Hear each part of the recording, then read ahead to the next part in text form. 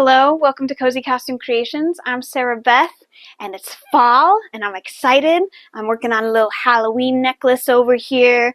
I've been reading Lockwood & Co. I'm on book 3, so I'm reading all my spooky ghost stories, and so I'm excited for fall. And so, for fall, I was thinking I wanted to make a little cute little fall skirt. So, I'm going to show you guys how to make a really simple skirt. It's going to be a lot of fun.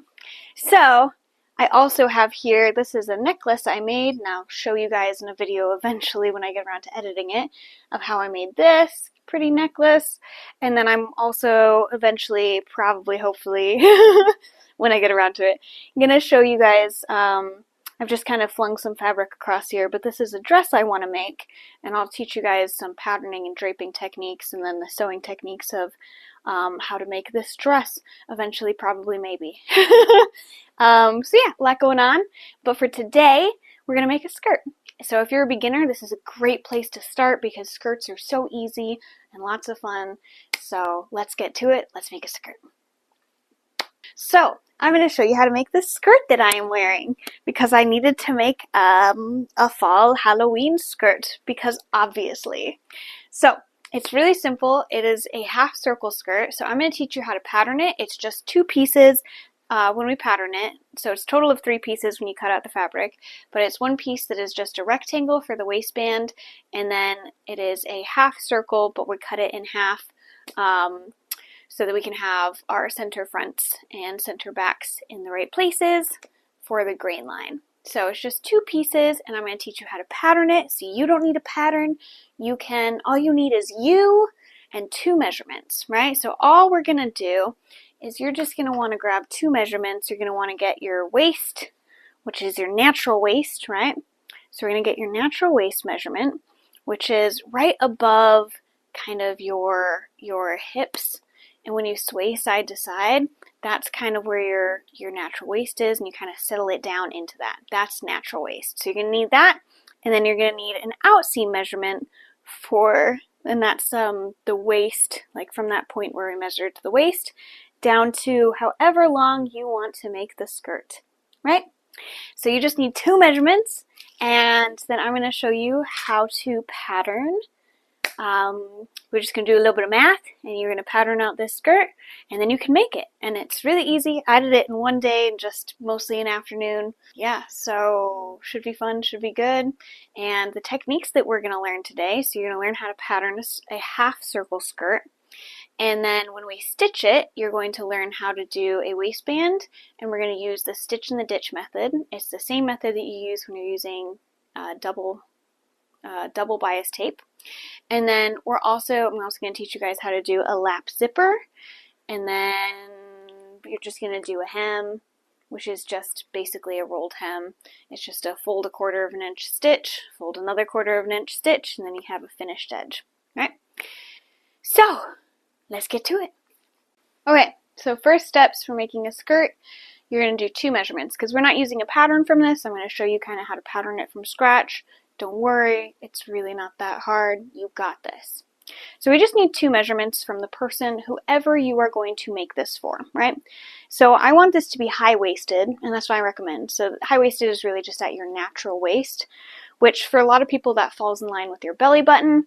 It might not necessarily, but what it is it's kind of right above your hip bone. When we measure these in costumes, we have people kind of sway from side to side, and you kind of settle down kind of on top of that. So kind of right where you bend from side to side, that's your natural waist right there. It's not right under your rib cage, right? So it's not quite that high. It's a little bit lower, right? So I'm wearing high-waisted pants right now, and those are sitting at about my natural waist, right? So around there, you're going to get your natural waist, right? So you're going to take that measurement, whatever that is, right? So I've got that, my waist. Then you're going to get what's called outseam. And you can decide however long you want your skirt to be. It could be floor length, it could be knee length, it could be T length, whatever you want, right? So whatever length you want, measure to that point, right? So I'm going to measure from my waist, right, that point where I was measuring across, and then I'm going to measure the outside seam. That's why it's called outseam, right? So the outseam, for me, I want to go maybe just like a little bit below the knee, wherever you want it to hit. do that. Now, I would say we are a bit limited by the width of our fabric, so keep that in mind also. Of we're gonna do just like basically a knee-length skirt because that's about the longest we can get out of the width of fabric, and we'll kind of explain a little bit more what that means later. But just know that you'd have to do it in more pieces if you want it to go longer. So what I'm really going to show you is going to be a knee-length skirt, slightly longer than knee-length, right? You can adapt all of this to other lengths as well pretty easily, but this is specifically what I'm going to show you, right? So I have my 2 measurements, and I'm going to write those down. So I have 2 measurements, my waist, which is 27.5 inches, and then I have my outseam, which I have chosen to be 22 inches, right? So, in addition to having my measurements of me, yay, I also want to have the width of my fabric, because this is going to make a limitation for me, right? So the width of my fabric, the usable amount, is about 43 inches. Now, fabric is made on a loom, the woven kind, right? Woven fabric made on a loom. We have our grain lines, and then we have our cross grain. So I need to make sure that this part, my grain lines are going to be parallel to my body. So that's important. The other thing I have to keep in mind is that the very edge of the fabric, where the selvage is, that's nasty crap. We can't use that. So that is not usable XX, right? So the very edges of your fabric where the texture is funny and it's like a little thicker and a little stronger, that's the selvage edge. It is not usable. You never put it into a garment. So that has got to go. So then that limits the width of my fabric, because I think the width of my fabric was about 45 inches wide, but the usable fabric is only about 43 inches wide, because I've got about an inch of selvage on either end, which is not usable. So grain line is really important for many reasons. But let's go back to the print of this fabric, right? So the grain is what is parallel to the selvage, right? Here's the selvage. You never use a selvage in a garment, right? The selvage is always trash. You use it to line up to make your grain lines parallel to the selvage, but you always make sure that it is cut off from the garment. It doesn't actually wind up in the finished garment, because that is poor craftsmanship if it does, and there's a lot of reasons why. But for grain line, the reason that we always cut our fabric so that the grain is parallel to the selvage, right? So we have to make sure that the grain line's in the right spot, and this ensures that my pumpkins sit in the right spot, doing the right thing. They're not upside down. I'm going to talk a little bit about how to do a circle skirt, and then we're going to talk about how to do a half circle skirt. For a circle skirt, it's an oval in this case, but, pretend it's a perfect circle, right? What you could do is if your fabric had no pattern on it, is you could actually cut a circle, and then you could cut a circle out, and then, cut into it and create some kind of closure there, right? So you could conceivably make a circle skirt using just a circle. Again, though, you are limited by the width of your fabric, because this has all got to fit in there. So with that limitation, along with some other limitations, this is a hard thing to do. So you don't typically cut a circle skirt as a full circle. Now, if my fabric is wide enough, like sometimes 60-inch fabric, you can get away with this, right? It's conceivably for, measurements that fit within that scope, right? So conceivably, yeah, you could do this. But let's do an example. My skirt that I'm doing has pumpkins on it.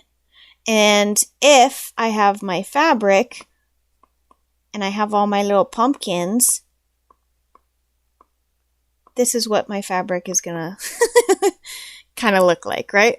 So I have my fabric, it's out here, and then I'm gonna cut this circle.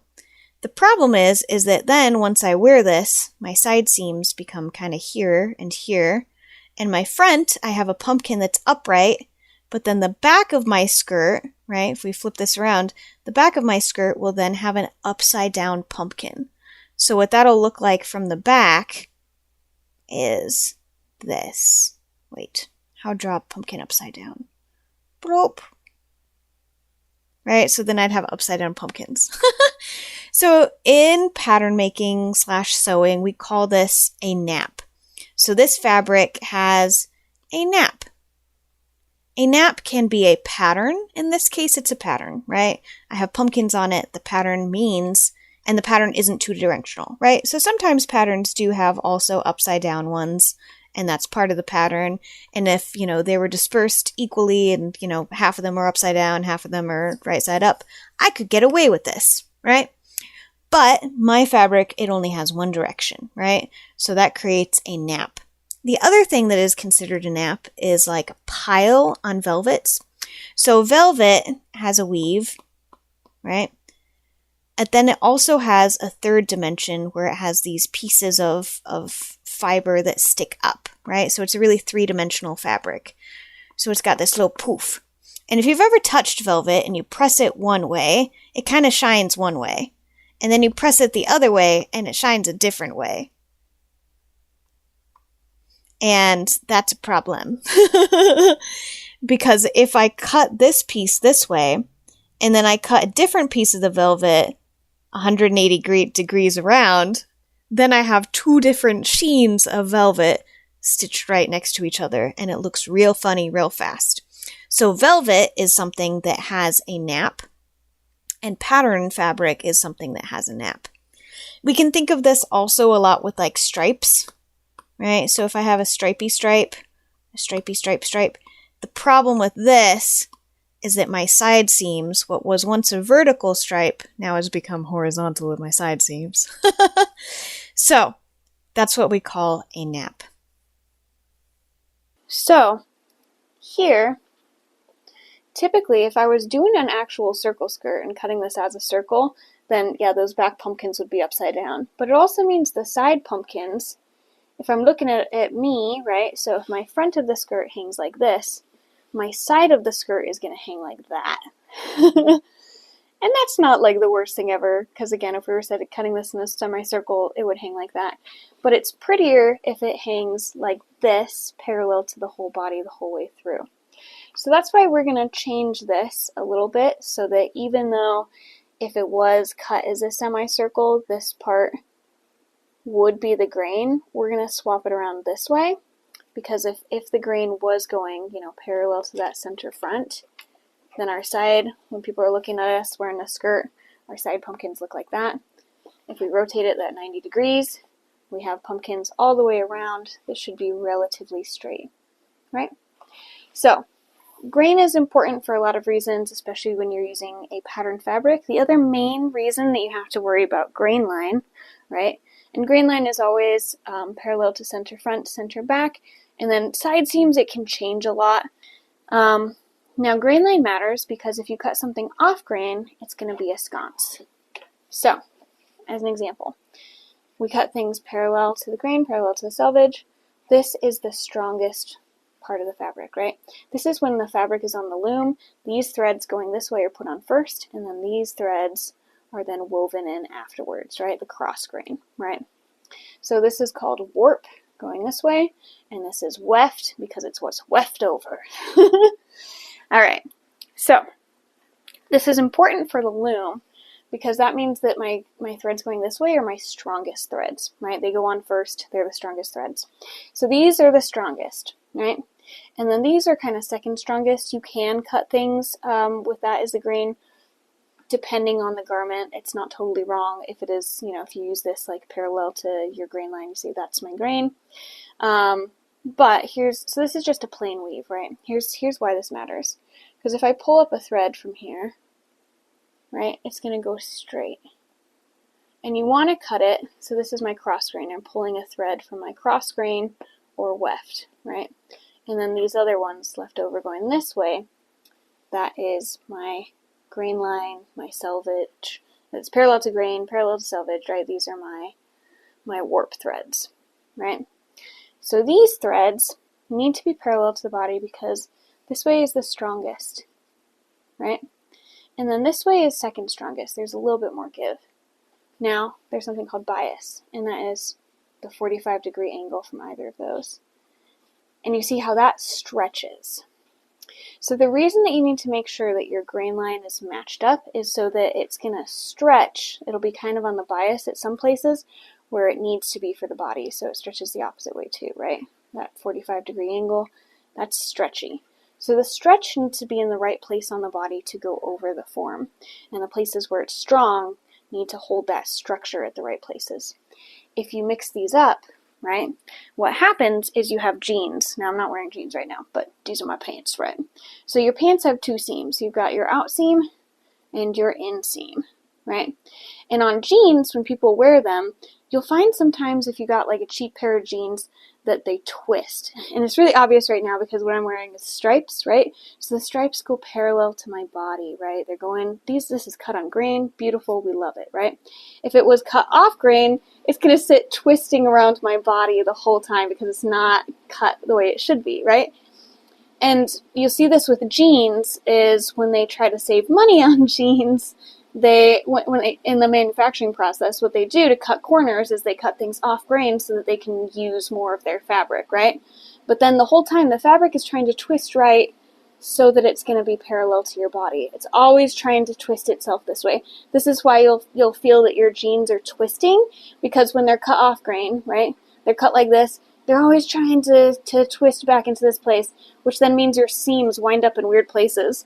So like my out seam, sometimes you'll see this, your out seam is going to wind up in a totally wonky spot. Like this seam is winding up twisted over here in order to get it to sit straight, right? These are cut on grain, so they're not the perfect example for this, but for the off grain. But they are the perfect example for sitting on grain because look how beautiful it is running down parallel to my body.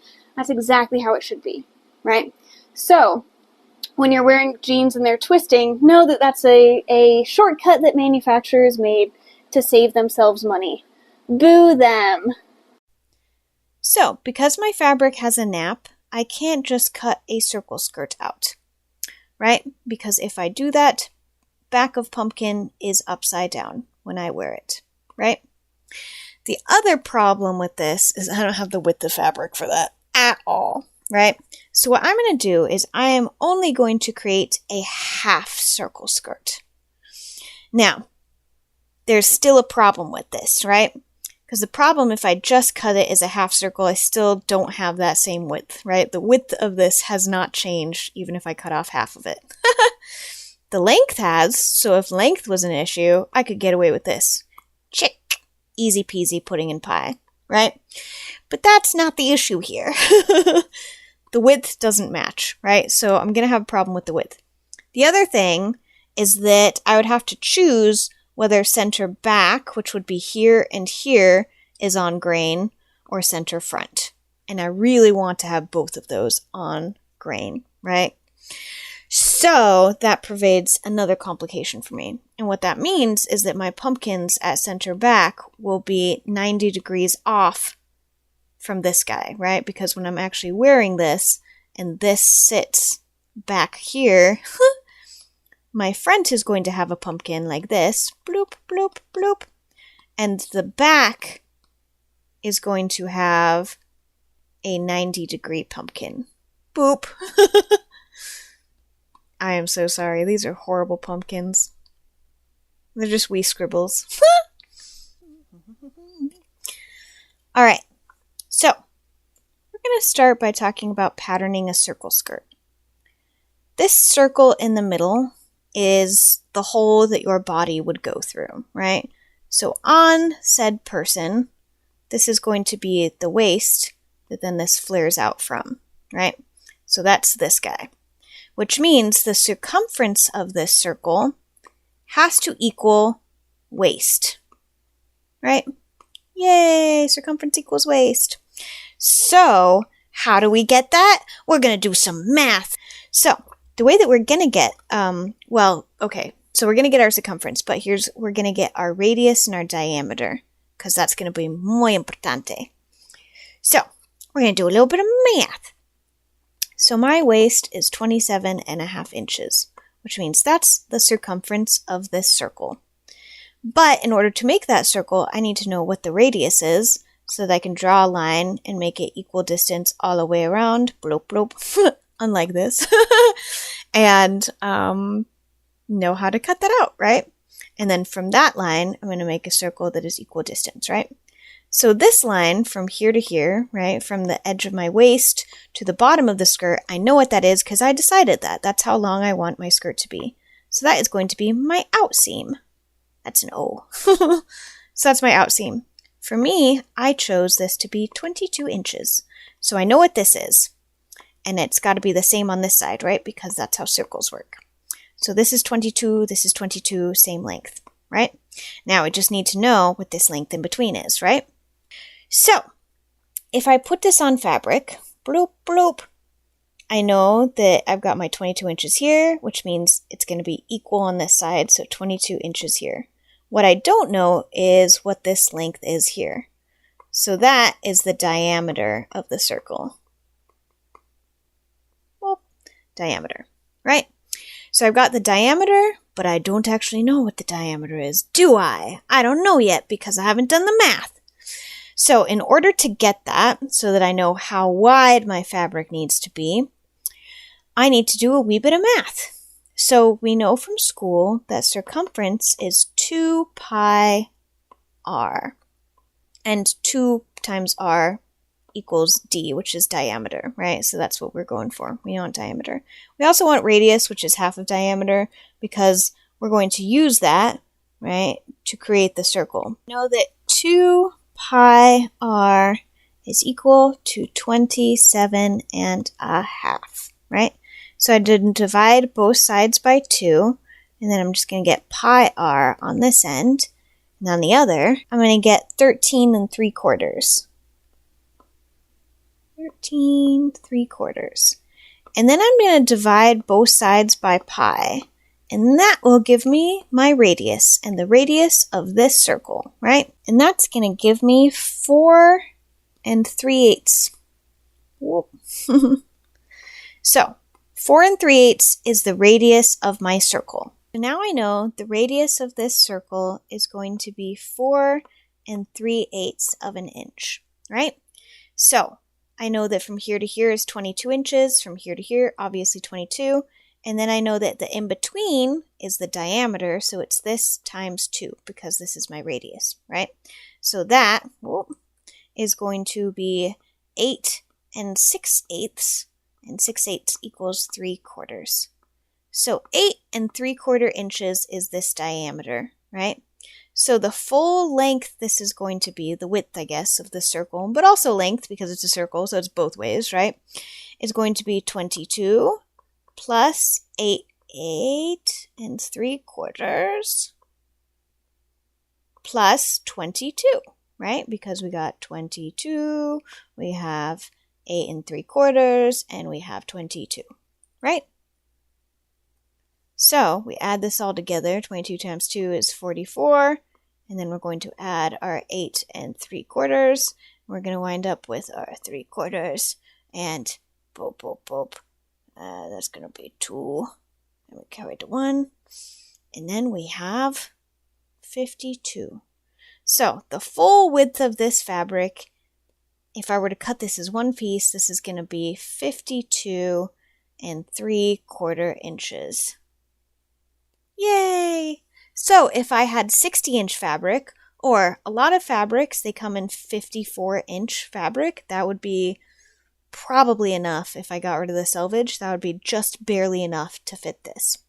So if I were going out to buy fabric for this, I would be like, that's my guy. I need either a 54 or I need a 60-inch fabric. Yay! That's not what I have, though. If I were to buy fabric for this project, if it's just a single circle skirt, I know the width of the fabric I need, and I know the length has got to be at least that, and I'd give myself a little extra room, right? So I might, again, get maybe like, in a perfect world, I'd get like 60 inches by 60, right? Something like that. And that's how you calculate how much fabric you're going to get, right? Fabric in the US is sold by yards. A yard is 3 feet, which is 36 inches. So in this case, I could actually just get 2 yards, and that would be enough and a little, about a foot extra, right? So, yeah. All right. So, we have talked a little bit about a circle skirt and how to do that. We've kind of talked about how to do it without a nap, but most of the times there is a nap, which means, whoa, that was terrible. Whoop. All right. Most of the times what you do though, instead of cutting it as just a circle with the circle cut out, is you're actually going to cut it as two separate pieces because you want to have a side seam. So usually this is going to be center front, this is going to be center back, right?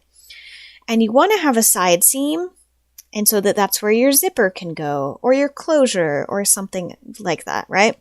And so in order for there to be an opening or a closure of some kind, right, we want to have a seam, typically, right?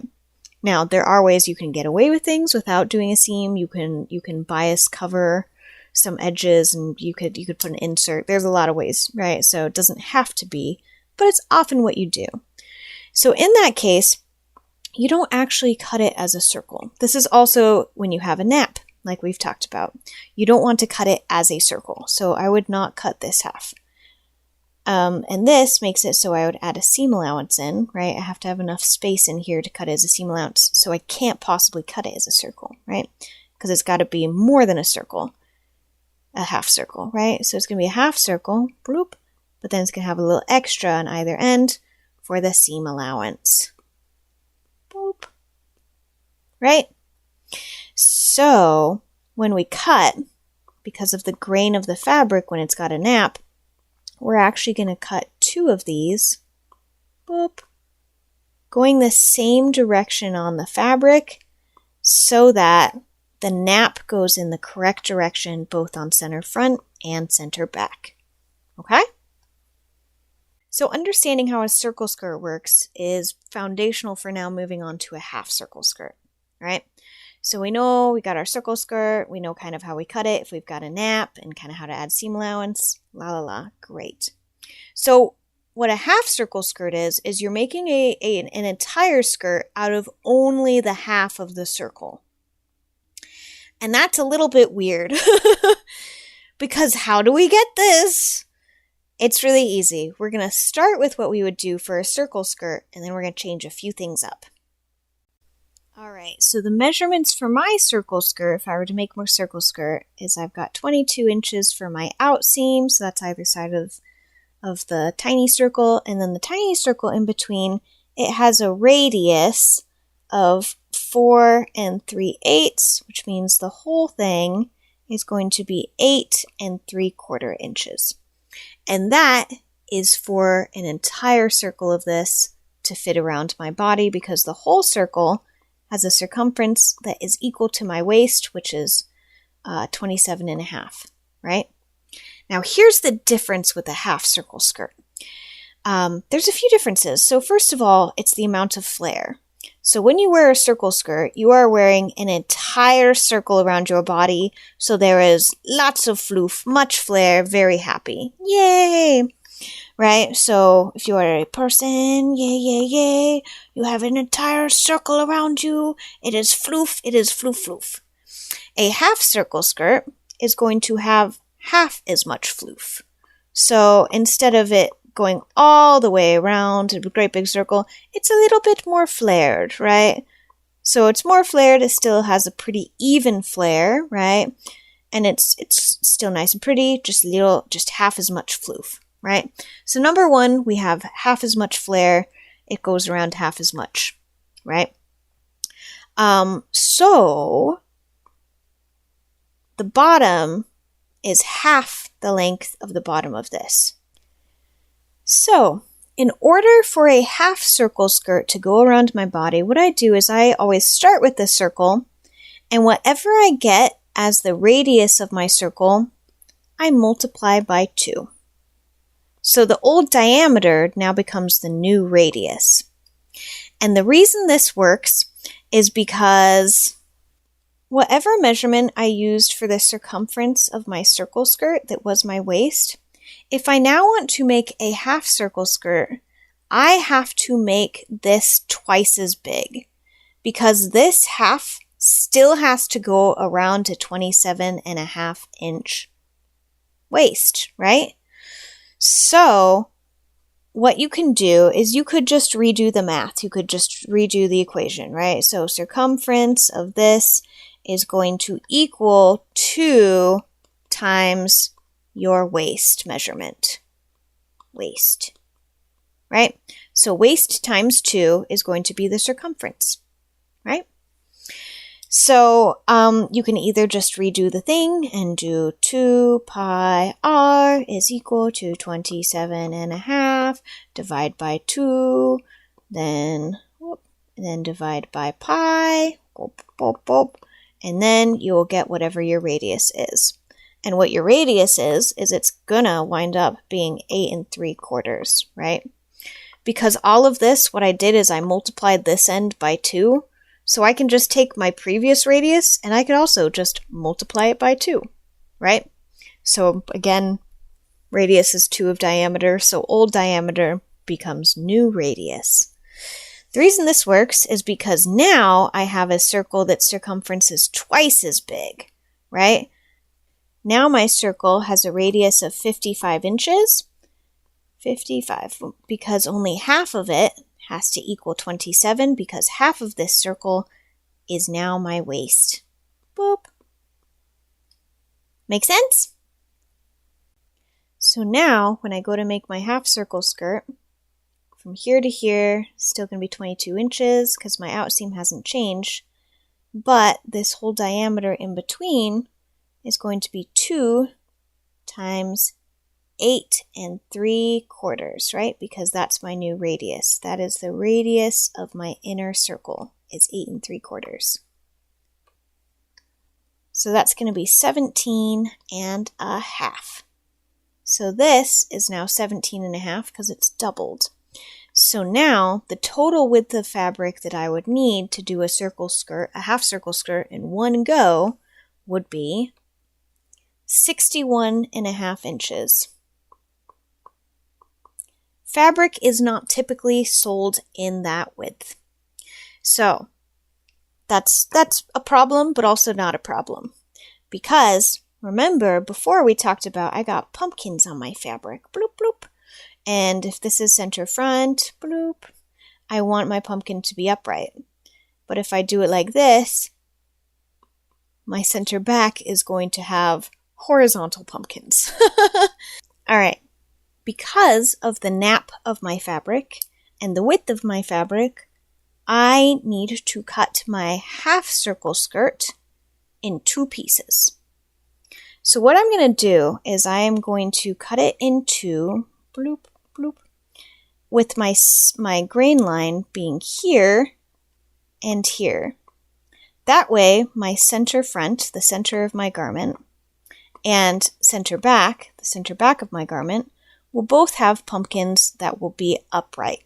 So on the fabric, what that means is I'm going to cut like a quarter of a circle this way, and this will be my center front, and then I'll do that again going this way, and this will be my center back, and that way my pumpkins will all be upright. So this is the layout that I have to cut this. Again, because if I upside downed this, so if I had like the top of my waistband up here and the rest of my skirt over here, then I would have upside down pumpkins when I wear this, because then this would be upright, bloop bloop, and I have pumpkins be upside down. And we don't want that. So this is the cutting layout that I gotta go with. Yeah? But this way, everything goes with the nap, and all of the pieces are going to fit together beautifully, be on grain, and fit in with the nap. And I only need fabric that is not quite as wide. It's actually going to be as wide as this diagonal and slightly longer. So that, and you could get that by doing the Pythagorean theorem, because that's a right angle. So if you're a real nerd, that is the width of your fabric now. So there's a lot of math in sewing, but there you go. This is where it comes from. So the first thing I'm going to do when I'm actually patterning this is I'm going to draw myself a nice long line. And then what I'm going to do is I'm going to draw a perpendicular line kind of in the middle-ish, giving myself enough room for, a quarter of a circle. and making that line nice and long as well on my paper. So the place where those two lines meet, that is going to be the center of my circle. So what I'm going to do is I'm going to grab my bendy ruler and I'm going to measure my radius, right, that distance. And I like to start at either edge of the first line that we drew, right, and then go from there. So I'm trying to keep everything an equal distance from that center point because that's how you create a circle, right? Now, what I love about bendy rulers is, one of many things I love about them, is that they have holes punched in the middle of them every ½ inch, which means you can make really great circles really easily. So if I had a radius of my circle that was either on an inch or every ½ inch, or on a ½ inch, right, I could just put a push pin through the center of that circle and then on like the measurement I needed, like, I don't know, 8.5, right? And then on the outside, I would just pull my pencil right along the edge of the ruler and just kind of rotate it around, and I would have my circle, which is lovely. So that's an option. I couldn't do that here because mine was a 3/4 measurement. Alas! So I did it the way I did it. Always an option as well. Now I am marking the outside, the bottom edge of my outseam, right? And I'm using my first measurement to go off of, right? So the first circle that I drew, I'm measuring from that guy, because that's where we measured, right? Our measurement of our outseam is from our waist down to where we wanted it to be. So I can do that same thing here, measuring from that waist circle, and I also want the outside thing to be a circle, so you just measure straight from there, right? And I wanted my outseam to be 22 inches, so that is the length, actually, I think, of this ruler that I'm using is 22. So that's convenient, that's fortuitous. And yeah, I'm just measuring and creating that outer circle, right, for where my hem is going to be, the bottom hem. Now, if you want to make this longer, you can always grab another ruler if it's, if you need more length than the ruler that you had gave you. Bendy rulers are 2 inches wide, so for a moment I thought I could get away with adding a few inches. I can't with my fabric, so. But I had such hopes and dreams in this moment. So yeah, you can do that. You can add, if your ruler isn't long enough, you could do this and do it in pieces. You can do it however. Okay, so what I'm going to do next is I'm going to use my square to create a 45-degree angle, right? So I'm going to draw a 45-degree angle and just a straight line there.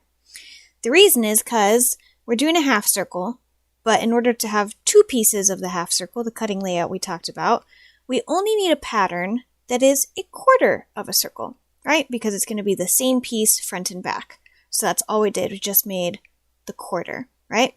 So I'm going to go ahead and I'm going to cut this guy out. Now, I need that 45-degree angle for a few reasons. One reason, I have to have a grain line. And in this case, for this piece, it's going to have to be at the very center, right? We talked about why grain line is important and how you get it is, it really should be the very straight line that is center front and center back should be that line. So I cut this out and here it is. Look, it's looking like a skirt. Look, you can see. Isn't that cool? You can see how it actually would be the piece, right? So there's my waist. There's a skirt. It's going to have some flare. Yay, yay, yay. Look at it. It's a skirt pattern. You can see it, which is really cool. I love that. So this is what I love about patterning is not only does the math, but the structure. It's working. Love it. So back to that 45-degree angle. There are two ways you can go about patterning. If I just left that piece the way it did and I had that line and that was my grain line, I could cut it as one piece. I like to do that and I prefer doing that a lot of the time rather than this second method. But I'm showing you guys both, right? So the alternative is that if I had only cut what would be 1/8 of my circle, or in this case, I could cut out the quarter of a circle and then I can just cut it in half. What this does is then that place where I cut it on half, that is my grain line, which is also a fold line because any folding you do should be on grain, right?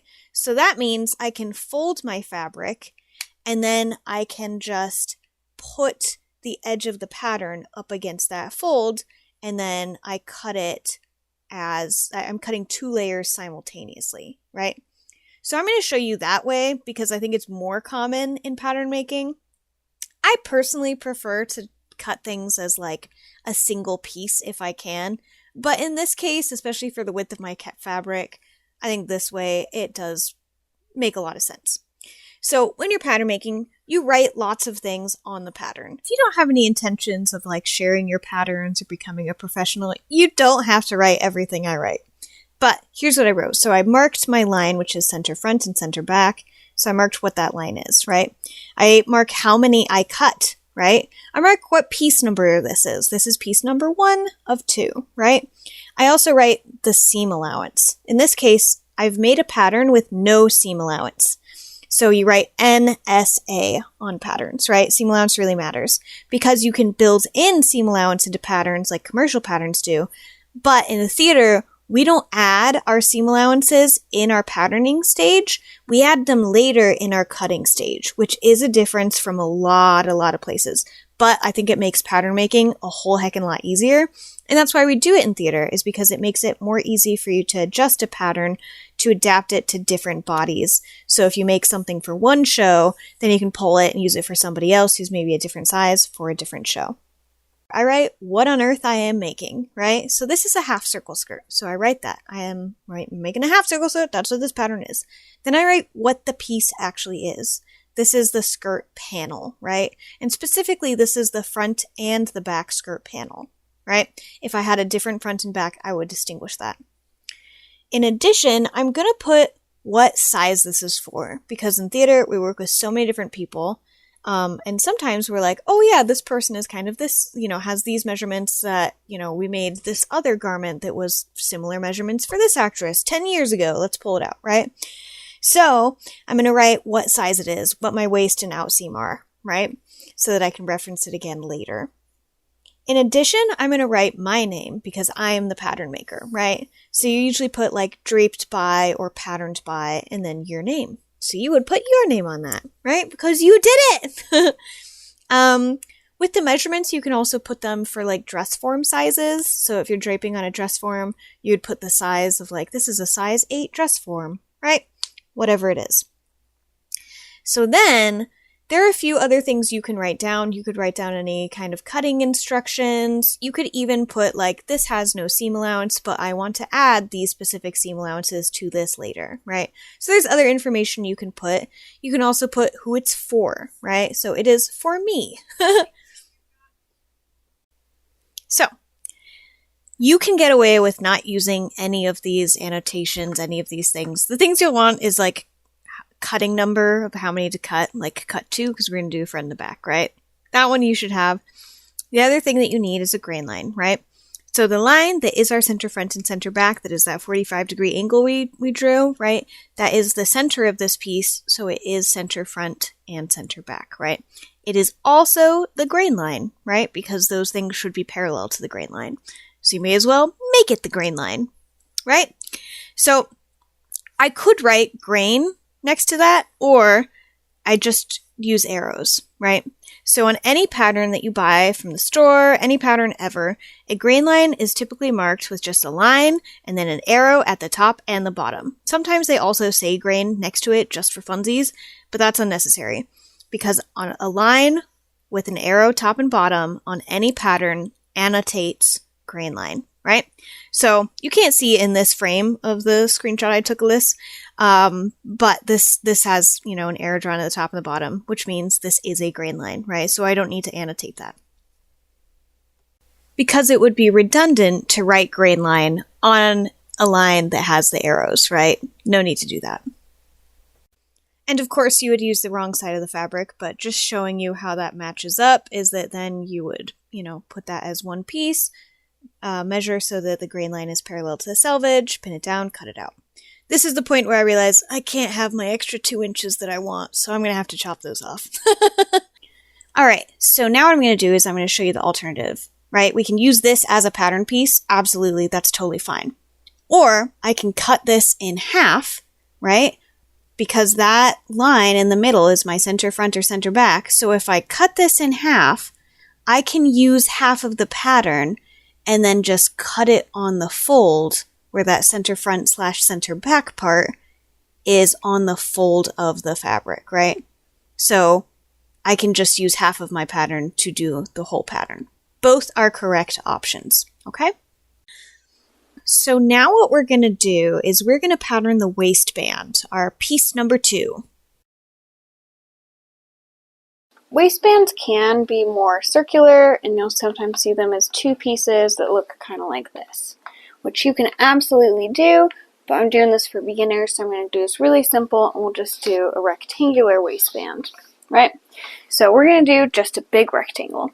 And what it's going to be, the length of this, is going to be your waist plus 2 inches because we're going to do a lap zipper, and so we're going to have a bit of a lap on this guy, alright? Yeah, so waist plus 2 inches. So mine's 27.5 plus 2 inches is going to be 29.5 inches.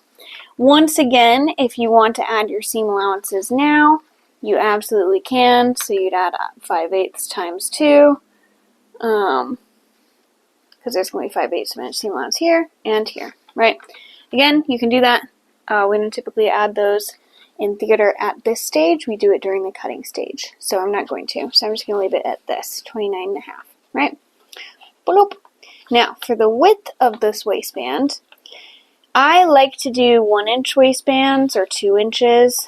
1 to 2 is pretty typical. So for now, I'll just go somewhere between for funsies. We'll have this be, it's going to be 1.5 inches wide. But in order to do 1.5, we gotta cut it on the, it's gotta be folded over, right? And so it's gonna have 2 sides of this. So whatever this is, however wide we want it to be when it's finished, you multiply it by 2 because it's folded over, right? So this is gonna be 3 inches. And again, I'm not gonna add the seam allowance at this stage. So what this is gonna be that I'm gonna cut right here, this is gonna be my waist plus 2 inches, which is 29.5 inches wide, or long, I guess. And then the width is going to be 3 inches. So that's what I'm going to do. Right. So what I'm going to do is grab my trusty ruler, just draw a straight line. Then a line that is perpendicular to the first line. We always go through our lines so that we can have a clearer point. Right, so make this a little longer.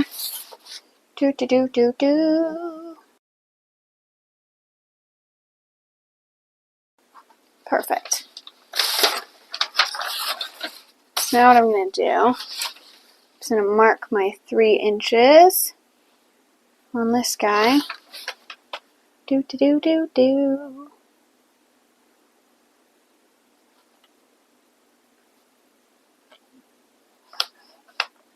Right, and we're just going to do that a few points throughout.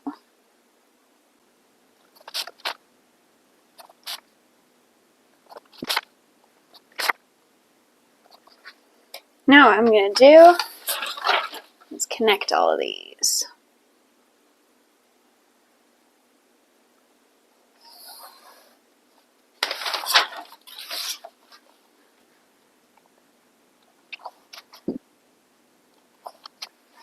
Awesome.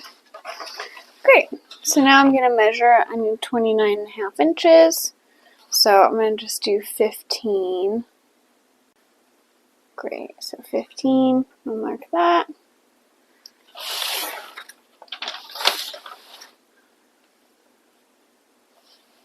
And I just need 14.5. So then I'm going to do 14.5.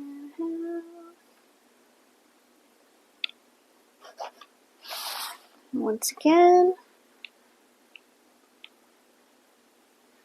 draw through.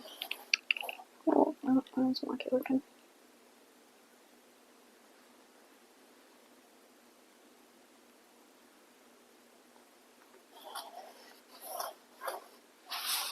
There we go.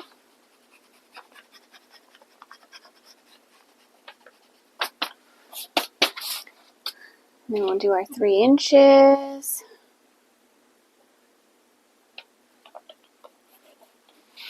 and connect.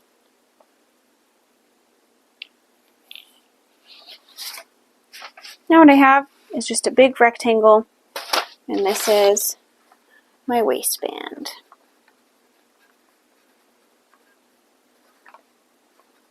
Cut one.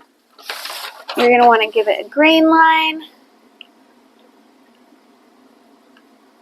which is going to be this way. It's going to be perpendicular to these lines. Okay.